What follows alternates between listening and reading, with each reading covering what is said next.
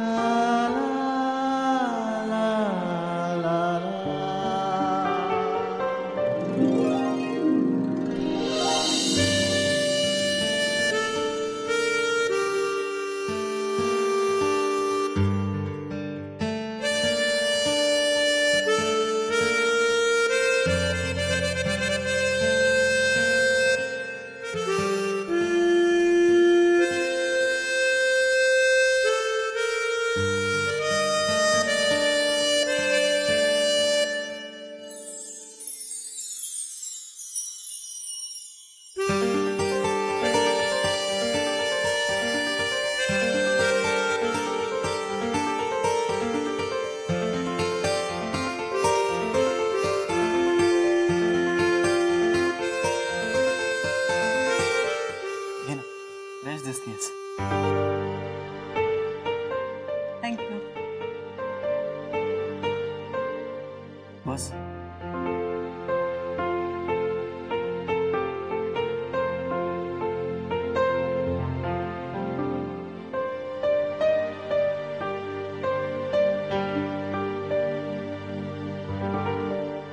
Reports normal आहेत आता, पण जरा काळजी घे आणि प्लीज स्ट्रेसफुल सिच्युएशन पासून लांब राहा.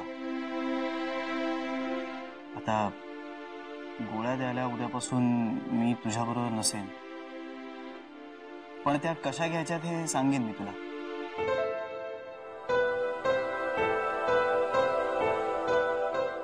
या ज्या आहेत ना, ह्या तुला दुपारच्या जेवणानंतर घ्यायच्या.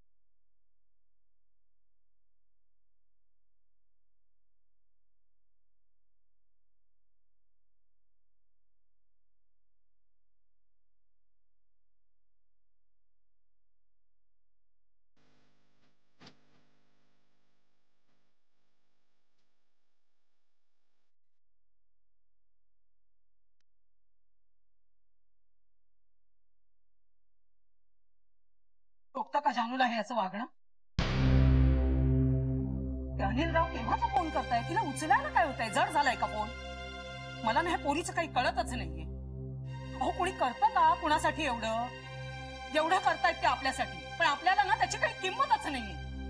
कोण कोणासाठी 5 पैसे खर्च करत नाही, पण आपल्याला काही किंमत असेल तर ना.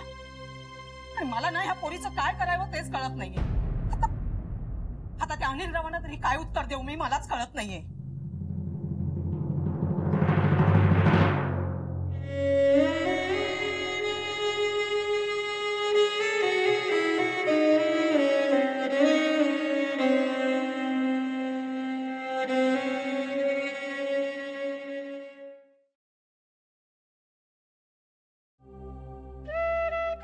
आई तू झोप ना, आता तुझी वेळ झाली झोपायची.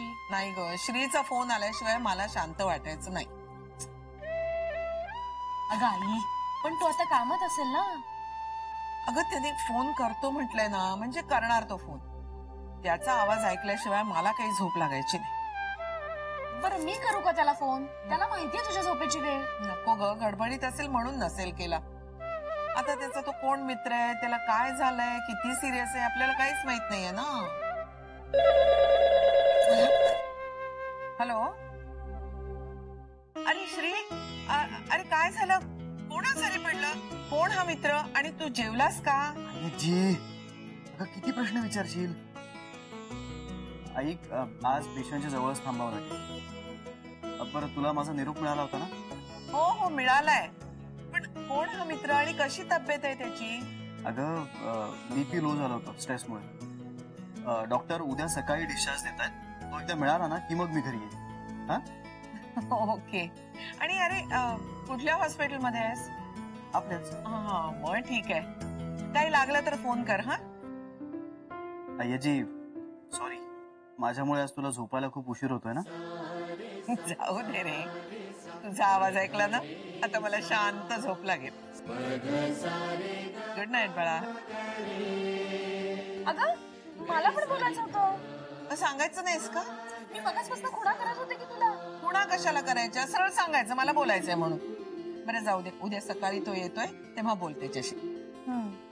बरं कोण होता तो मित्र? बरा आहे का आता? काय झालं होतं त्याला? बरा आहे, बीपी लो झाला होता स्ट्रेसमुळे, आता ठीक आहे. आणि श्री सुद्धा फ्रेश वाटला मला आवाजावरून. चला हे बरं झालं. हो. चला झोपेची वेळ झाली, झोपून. Good night. खूप उशीर झाला.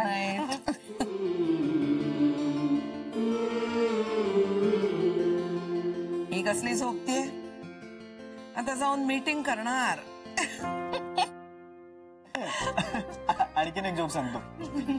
एकदा ना एक साधू ट्रेननी चाललेला असतो. मागून टीसी येतो. त्याला तो विचारतो कुठे चाललाय? साधू म्हणतो जिथे रामाचा जन्म झालाय तिथे.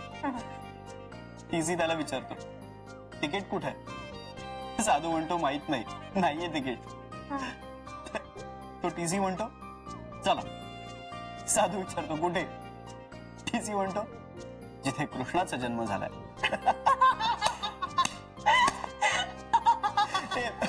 आणखीन एक विनोद. आत्ताच हसून पोट दुखायला लागलंय. अरे हाय मनीष. हाय हाय. ही खरंच आजारी आहे? म्हणजे नाही म्हणजे तू इतक्या जोरात हसतीयस, खिदळतीयस, तुझ्याकडे बघून कोणालाच वाटणार नाही तू आजारी आहेस. आणि किती जोरात. अगं हे हॉस्पिटल आहे, जरा हळू. सॉरी, पण ही सगळी श्रीची कृपा आहे. ओ म्हणजे तुमचं भांडण मिटलं तर?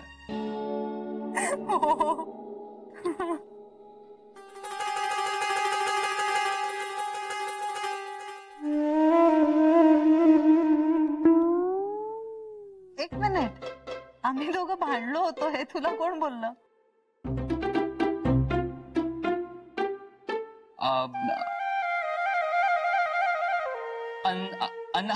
अंदाज अंदाज बांधला मी की तुमचं भांडण मिटलं असेल. म्हणजे आता मी काय तुला आत्ताच ओळखतोय का? मला माहिती होतं की तुझं त्या बस स्टॉप फ्रेंड बरोबर भांडण झालं असेल. हो ना श्री? हो ना. तुम्ही एकमेकांना कसे ओळखता? तुझ्या घरचा पत्ता विचारला होता ना.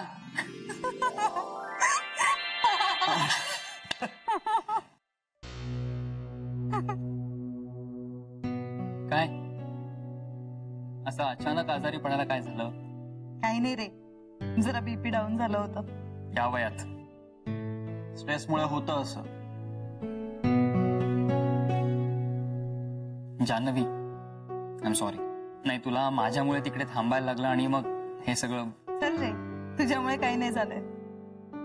माझ्या स्ट्रेसला मीच जबाबदार आहे, बाकी कोणी नाही.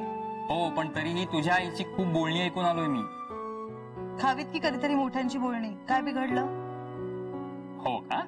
बरं, काकूंना असं सांगितलंय की तू शिवानी बरोबर आहेस, त्यामुळे तिकडे जाऊन उलट सुलट काहीतरी बडबडू नकोस, नाहीतर मी मार खाईन आता.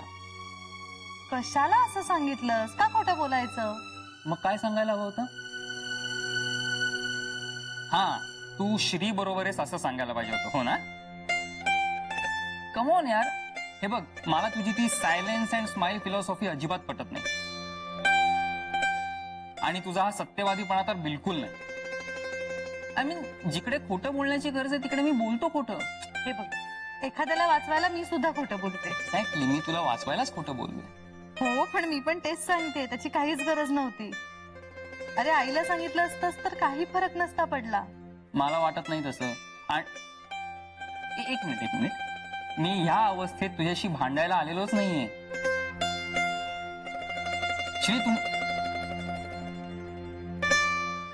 नाही, हे आमचं नॉर्मल आहे. आम्ही असेच भांडत असतो. अरे नाही, चालू देत ना, काय हरकत नाही. चालू दे. तू चहा घेणार? नाही, नको, मी जेवूनच आलोय. आणि हो, आज रात्री मी इकडेच थांबणार आहे. कशाला? काहीच गरज नाहीये. उद्या ऑफिस नाही का तुला? आहे ना, इकडूनच जाईन. इथून 3 तास लागतील ऑफिसला पोहोचायला. मग काय झालं? नाही, काही नको. तू घरी जा तुझ्या. अरे मनीष, खरंच सांगते ती, तू जा घरी जा, मी थांबतो ना इथे. तूही नाही थांबणार आहेस, तूही तुझ्या घरी जा. अरे, मला बरं वाटतंय आता, आणि फक्त रात्रीचाच प्रश्न आहे. आता झोपायचाच आहे. सकाळी उठले की घरी जाईन. तुम्ही दोघंही आपापल्या घरी जा, मी एकटी राहीन. नाही, नको. एक काम करू, मी निघतो. श्रीना थांबून दे इकडे. नाही, तू म्हणतेस ते पटलंय मला. माझं ऑफिस खरंच लांब आहे इकडनं, म्हणून सांगतोय. तेच तर सांगतेय. आणि श्री, तुला पण थांबायची खरंच गरज नाहीये. नको काळजी करूस माझी. तुझी काळजी वगैरे काही करत नाही मी आजीला ऑलरेडी फोन करून सांगितलंय की मी आज काही येत नाही. आता जर मी घरी गेलो ना तर आजी मला आज सुद्धा घेणार नाही. घाबरे काहीतरीच. तुलाही विश्रांतीची गरज आहे. माझ्या गरजा तुला कळल्या असत्या तर मग आणखीन काय हवं होतं.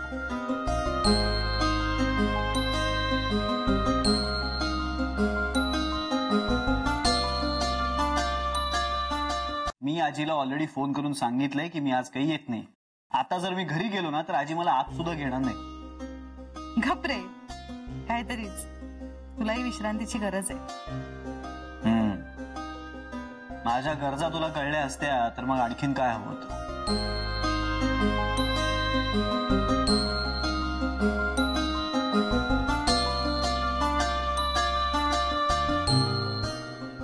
Okay, chill. दोघांचं भांडण झालं की तिसऱ्याने निवाडा करायचा असतो. सो माझा निवाडा हा आहे की हे आज रात्री इकडेच थांबणार आहे. पेशंट बरोबर कोणीतरी थांबायला नको का? अरे पण नाही, आता मी गेलो आणि उद्या पुन्हा बीपी लो झालं तर अख्खा दिवस तुझ्या बरोबर घालवायला माझ्याकडे नाहीये. करेक्ट. हे ठरलेलं आहे. श्री आज रात्री तुझ्याबरोबर थांबणार. ओके जान्हवी, तुला आजपर्यंत इतकं खुश आणि फ्रेश मी कधी बघितलेलंच नाहीये. स्वतःचा चेहरा बघ आरशात. किती हॅपी आहेस तू.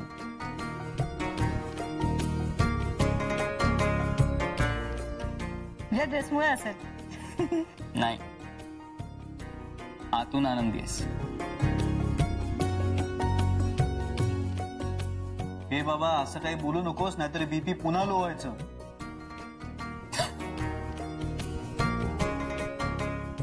थँक्स मनीष. नाही नाही, अगं थँक्स त्यांना म्हणायला हवं. पुरे हा थँक्स गिव्हिंगचा कार्यक्रम ना आपण नंतर करूया. Okay okay. मी निघतो आता, मला झोप आली खूप. ठीक आहे, ए, सांभाळून जा रे. आणि आई बाबांना निरोप दे, मी सकाळी येते म्हणून. नक्की सांगतो. बरं तू काळजी घे स्वतःची, कळलं का? येतो मी. मी त्याला सोडून येतो. चले.